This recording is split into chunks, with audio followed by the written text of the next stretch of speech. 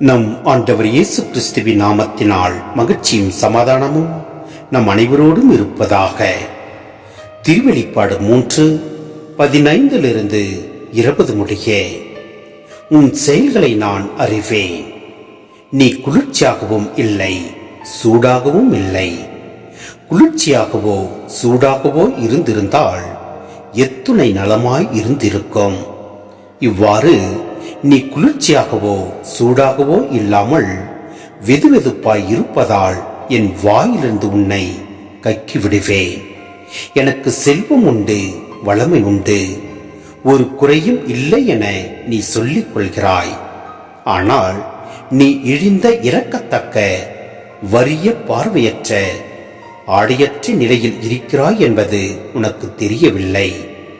ஆகவே நீ செல்வம் பெரும் பொருட்டு புடம் போட்ட பொன்னையும் ஆடையின்றி வெட்கி நிற்கும் உன் நிலையை பிறர் காணாதபடி அணிந்து கொள்ள வெண்ணாடையையும், நீ பார்வை பெரும் பொருட்டு உன் கண்களில் தடவிக்கொள்ள மருந்தையும் என்னிடமிருந்து விலைக்கு வாங்கிக் கொள்ளுமாறு உனக்கு அறிவுரை வழங்குகிறேன்.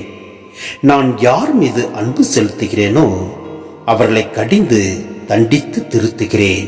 ஆகவே நீ ஆர்வம் கொண்டு மனம் மாறு.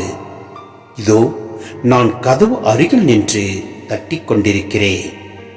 யாராவது எனது குரலை கேட்டு கதவை திறந்தால் நான் உள்ளே சென்று அவர்களோடு உணவு அருந்துவேன், அவர்களும் என்னோடு உணவு அருந்துவார்கள். சிந்தனை: குளிர்ச்சியாகவோ சூடாகவோ என்பது கிறிஸ்துவ நம்பிக்கையை முழுமையாக மறுக்காமலும் கிறிஸ்துவை முழுமையாக ஏற்று வாழாமலும் இருக்கும் ஆற்றில் ஒரு கால் சேற்றில் ஒரு கால் என்ற நிலை இது. இலவோதிக்கேயாவில் குளிர்ந்த நீர் ஊற்று ஒரு பக்கமும் வெந்நீர் ஊற்று மறுபக்கமும் இருந்த நிலையை இங்கு குறிப்பிடப்பட்டிருப்பதை நாம் பார்க்கின்றோம்.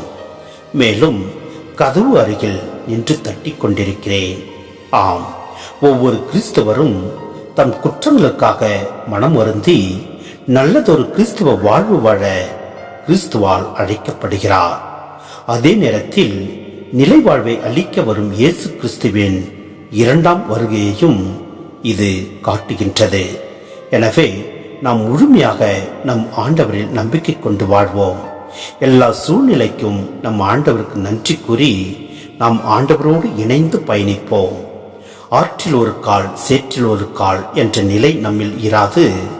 முழு மனதோடு உள்ளத்தின் ஆழத்திலிருந்து நம் ஆண்டவர் இயேசு கிறிஸ்துவை ஏற்று வாழ்வோம். எல்லாம் அல்ல இறைவன் நம்மை இறைவாய் ஆசீர்வதிப்பார். ஆமென்.